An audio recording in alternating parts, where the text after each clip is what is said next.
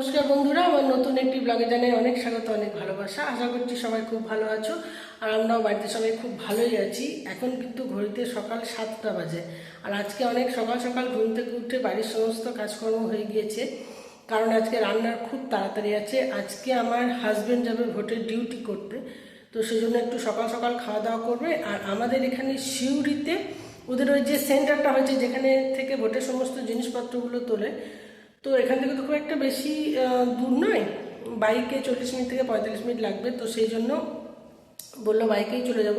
আর বাইকে যাওয়ার একটা সুবিধা হচ্ছে যে যখন ফিরে আসবে বাড়ি, মানে তখন স্বাধীন আর কি। আর আমি নতুন ঘর থেকে কথা বলছি, ঘরটা যেহেতু ফাঁকা সেহেতু গম গম করছে একদম, মানে পুরো মাইক্রোফোনের মতো লাগছে। যেহেতু রান্নার একটু আছে, মানে খুব একটা ঝামেলা নেই, কারণ আমার হাজব্যান্ড বলেছে মাছ ভাজা, আলু সিদ্ধ, ডাল ভাত এই সমস্ত কিছুই খাবে, তো সেই জন্য রান্নাটা তো বসাতে হবে।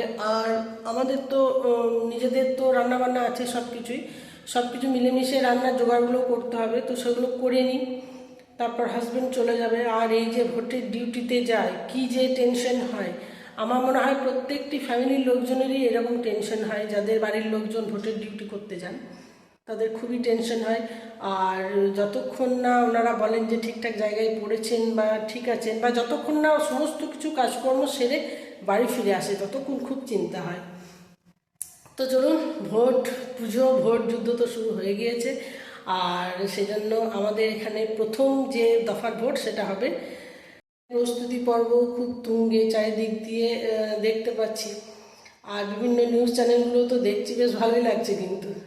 তো ঠিক আছে, চলো এখন রান্নাঘরে যাই, রান্নাঘরে কাজকর্মগুলো সারি, কারণ হাজব্যান্ডকে তো সময় খাবারটা দিতে হবে, তারপর পরে তোমাদের সাথে এসে আবার কথা বলবো। এখানে দেখো আমার বরমশাই পুরোপুরি রেডি হয়ে গিয়েছেন, আর প্রচণ্ড গরম, যেহেতু একটা গামছা সঙ্গে থাকছে নাক মুখটা ঢাকার জন্য। আর এই ছোট্ট যে সবুজ ব্যাগটা, এর মধ্যে বেশ কিছু খাবার দাবার আছে, শুকনো খাবার, যেটা ওখানে খুবই প্রয়োজন পড়বে। আর তাছাড়া নিজের একটা ছোট ব্যাগে যাবতীয় জিনিসপত্র নিয়েছে, বেশ কিছু কাগজপত্রও তো নিতে হয়, তাই এই যে এই পিট ব্যাগটার মধ্যে সব কিছু নিয়ে নিয়েছে। এবং আমার বুকের ভিতরটা এই সময় একদম দুরু দুরু করছে, মনে হচ্ছে যে কত তাড়াতাড়ি বাড়ি ফিরবে, মানুষটা সুস্থ হবে, এই আর কি। তো ঠিক আছে, ঠাকুর ঠাকুর করে ওকেও পাঠিয়ে দিই, কারণ দেখো এই ধরনের কাজগুলো তো যেতেও হবে। ভোটের ডিউটি এমনিতে কাটিয়ে দেওয়া যায়, কিন্তু সবাই যদি বলে কাটিয়ে দেবো তাহলে কাজটা কী করে ভালোভাবে হবে বলো। তো সেই জন্য হাজব্যান্ড এখন চলে যাচ্ছে ভোটের ডিউটিতে। আর আমাদের প্রত্যেকের বাড়ির মনটা খুব খারাপ, খুব টেনশন আর কি। অ্যাকচুয়ালি মনটা খারাপ নয়, অত্যন্ত বেশি টেনশন। আর তার মধ্যে আমার শ্বশুরমশাইয়ের এবং মেয়ের একটু বেশি টেনশন। ঠিক আছে, বাড়িতে বয়স্ক বাবা মা থাকলে টেনশন তো হবেই। দেখো এখানে দ্বিতীয় দফা রান্না হচ্ছে। প্রথম দফা রান্নায় তো হাজব্যান্ডকে মানে পাঠিয়ে দিয়েছি ডাল, আলু সিদ্ধ, ভাত আর মাছ ভাজা দিয়ে। আর এটা হচ্ছে দ্বিতীয় দফা রান্না। এখানে একটা তেতো ভাজা হচ্ছে, মানে সব সবজি দিয়ে তারপর উচ্ছে দিয়ে একটা মুচমুচে করে ভাজা হচ্ছে। আর এই যে এখানে পটল কেটে রাখা আছে, আলু কেটে রাখা আছে, আর তার সাথে পেঁয়াজ, টমেটো, আর এখানে মশলা, রুটিন যে মশলাগুলো হয় তার মধ্যেই মানে পেঁয়াজ, রসুন, আদা, কাঁচা লঙ্কা, তার মধ্যে এখানে একটু নারকেল দিয়েছি, তারপর ভালো করে পেস্ট করে রেখেছি। আর এই যে আছে আরও কিছু চিংড়ি মাছ, কিছুটা হাজব্যান্ডকে ভেজে দিয়েছি। আর এই চিংড়ি মাছটা দিয়েই পটলের তরকারিটা করব। আর এখানে আমের চাটনি করব, সেজন্য আমটাও মা কেটে দিয়েছে। আর পটলের তরকারিটা আসলে ওই পটল চিংড়ির মতো করে করব, শুধু আমার শ্বশুরমশাইয়ের জন্য আলাদা করে তরকারিটা তুলে নিয়ে তারপর চিংড়ি মাছটা ভেজে দেবো। গুড আফটারনুন বন্ধুরা, ছাদে এসেছি। ছাদে এসে দেখছি কাঠগোলাপ গাছটাতে খুব সুন্দর ফুল ফুটেছে। এমনিতে ছাদে আসি, কুড়ি আসছে দেখেছিলাম, কিন্তু এইদিকে খুব একটা নজর দেওয়া হয়নি। আর গাছটা যেহেতু অনেক উঁচুতে আছে, তাই ডালটাকে একদম টেনে টেনে নামিয়ে তারপর তোমাদের দেখাচ্ছি। দেখো এর কালারটা কি সুন্দর, মানে শেডটা কত সুন্দর, অরেঞ্জ কালারও আছে, গোলাপিও আছে, তারপর হলুদও আছে। আর এখানে আরও একটা জায়গাতেও কুড়ি এসছে। এই গাছটাতে 3খানা ডাল আছে, তো তার মধ্যে 2টো ডালে কুড়ি এসছে, একটা ডালে কুড়ি আসেনি। আর এই কাঠগোলাপ গাছটা এমনিতে দেখতে খুবই সুন্দর হয়, আর ফুলগুলো তো আরও সুন্দর। আর তার সাথে আছে এই নাগচম্পা, 12 মাস ফুল দেয়, আর ফুলটা এত দুর্দান্ত দেখতে হয়, আর একদম মানে এক ঝোপের মতো হয়, তো অনেকগুলো একসাথে হয়, দেখতে বেশ ভালোই লাগে। তো এখানে নাগচম্পা গাছেও অসাধারণ ফুল ফুটেছে। এদিকে দেখো আকাশে মেঘ লেগেছে, একটু মেঘলা মেঘলা ভাব, কিন্তু বৃষ্টির একদম কোনো, বলে না হিন্দিতে একটা কথা আছে, নামও নিশান নেই, সেরকম বৃষ্টির কোনো গল্পই নেই। একটু সন্ধ্যের আগের মুখটা, এখন যে পরিস্থিতিটা। আর এদিকে একটা বেল গাছ আছে পাশের বাড়িতে, সেখানে এত কচি কচি পাতাগুলো বেরিয়েছে, একদম বেল পাতাগুলো, মানে সবুজের শেডটাই অন্যরকম। এই যে এই সবুজটা, এর শেডটা অন্যরকম, ওটার শেড অন্যরকম। আর মেয়ে এসেছে ছাদে, যখনই দেখেছে মা ছাদে গিয়েছে তখনই মেয়ে এসে এখানে একটু পড়তে বসেছে আর কি, যে মা তোমার কাছে একটু পড়তে বসি বলে। তো আমি বললাম ঠিক আছে পড়তে বসো। আর মনটা একটু খারাপ, বাবা যেহেতু বাড়িতে নেই, আর আস্তে আস্তে বড় হচ্ছে তো এই ধরনের ফিলিংসগুলো খুব বেশি করে হয় ওর। এইদিকে দেখো ছাদের মধ্যে আমি ঘুরছি, ছাদটা দেখতে খুবই খারাপ লাগছে। এমনিতে গ্রীষ্মকালেও আমার ছাদে ভরপুর ফুল থাকে, তোমরা যারা আমার পুরনো বন্ধু তারা জানো যে গ্রীষ্মকালেও আমার ছাদে ভরপুর ফুল থাকে। কিন্তু এখন জলের অবস্থাটা এতটাই খারাপ হয়ে গেছে, আমাদের মিউনিসিপ্যালিটি কলের যে জলটা আসে সেটাই তো আমাদের একমাত্র জলের সোর্স। তো সেখানে এত কম জল দিচ্ছে যে নিজেদের ব্যবহারের জন্য জলটুকুও নেই, সেটুকু বাইরে থেকে তুলে আনতে হচ্ছে। তো সেক্ষেত্রে এতগুলো গাছকে বাঁচানো খুবই মুশকিল হয়ে গিয়েছে। আর ছাদে এসে মনটা সবথেকে বেশি খারাপ হচ্ছে কেন জানো, ছাদে বেশ কিছু গাছকে এক জায়গায় জড়ো করলাম, মানে যে গাছগুলো পুরো মরে গিয়েছে সেগুলোকে এক জায়গায় জড়ো করলাম। ওটা দেখে না আমার একটু বেশি কষ্ট হচ্ছে যে কি অবস্থা হয়ে গিয়েছে ছাদটাতে।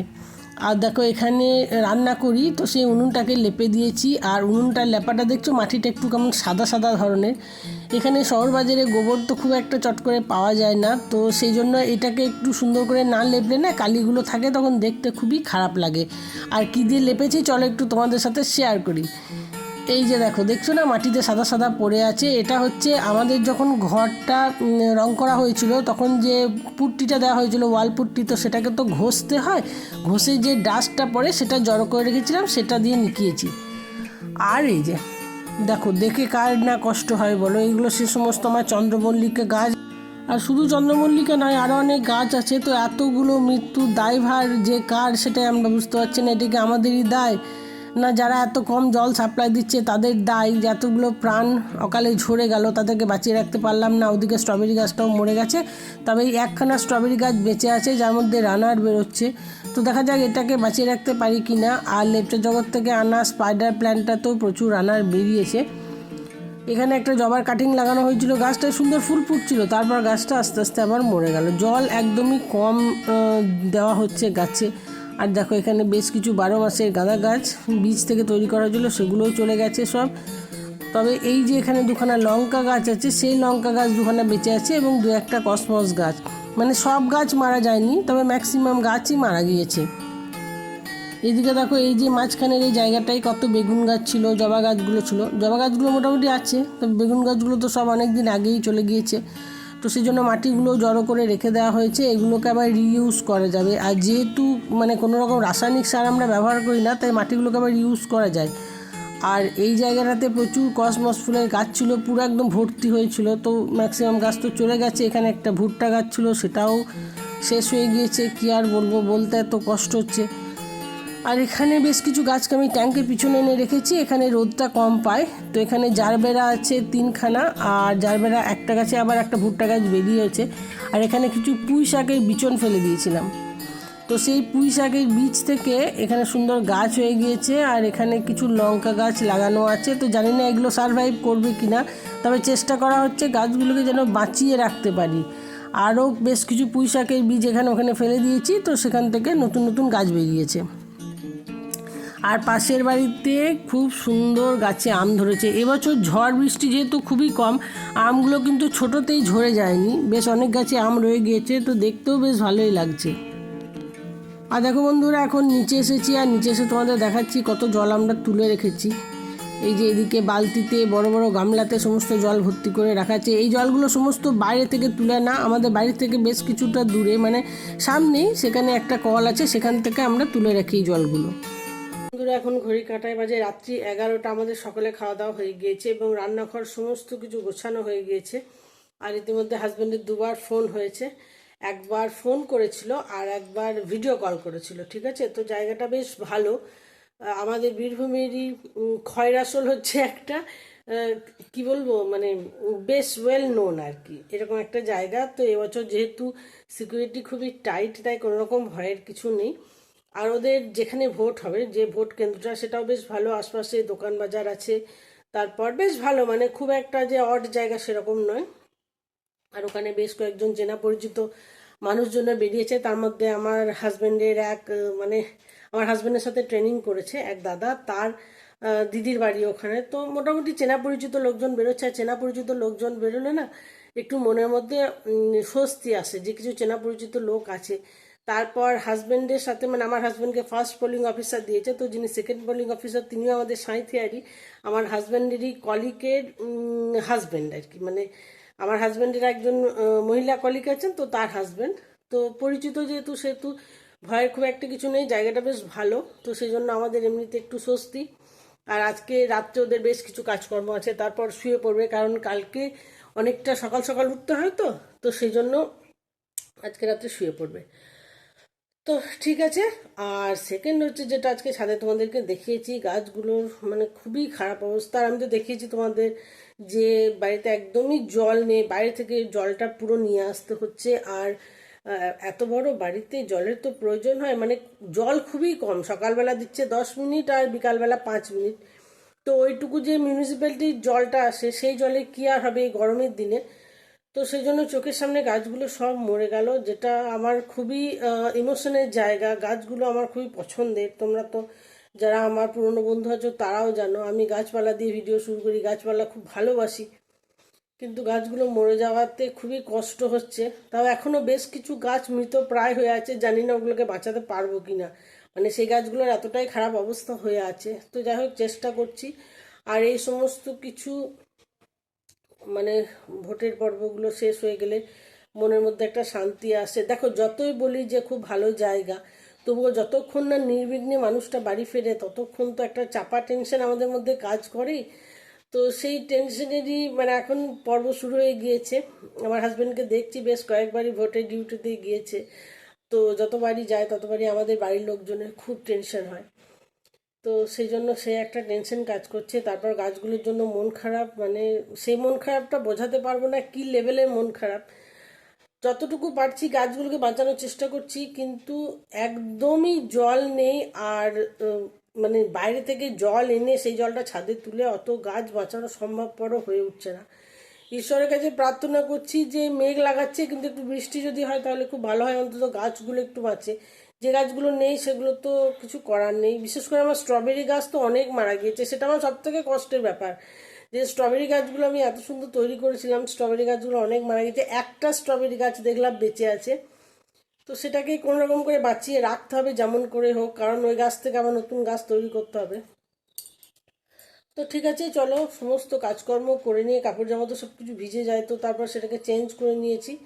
এখন যাব শুতে। আর তারপর কাল থেকে তো নতুন আবার দিন শুরু। কাল থেকে তো মানে কাল তো ভোটের দিন আমাদের এদিকে, যেহেতু 23 এপ্রিল ভোট। তো কালকে ভোটের দিন। আর আমাদের এই পাড়াতে সামনে যে অন্নপূর্ণা মন্দির আছে ওখানে আমাদের ভোট হবে। তো পুলিশ টুলিশ সমস্ত গার্ড রয়েছে, খুব কড়া টাইট গার্ড রয়েছে। বেশ ভালো লাগছে, এরকম ভোটের সিস্টেম মানে খুব কমই দেখা যায়, খুব টাইট সিকিউরিটি আর কি। রাস্তাঘাট প্রায় জনমানব শূন্য, একদম মানে চুপচাপ আর কি সব কিছু। তাহলে চলো আজকের মতো ভিডিওটা এখানে শেষ করছি। ভিডিওটা যদি ভালো লাগে লাইক কমেন্ট শেয়ার করে চ্যানেলটা সাবস্ক্রাইব করো। তোমাদের সাথে দেখা হবে খুব তাড়াতাড়ি আবার নতুন একটা ব্লগে। ততক্ষণের জন্য সবাই খুব ভালো থাকো, সুস্থ থাকো এবং সব সময় স্মাইল করতে থাকো, কারণ হাসি এমন একটা ওষুধ জীবনের অনেক বড় বড় মানে মনের অসুখকে কমসে কম সারিয়ে দেবে। তাই সবসময় হাসতে থাকো আর অপরকে ভালো রাখতে থাকো।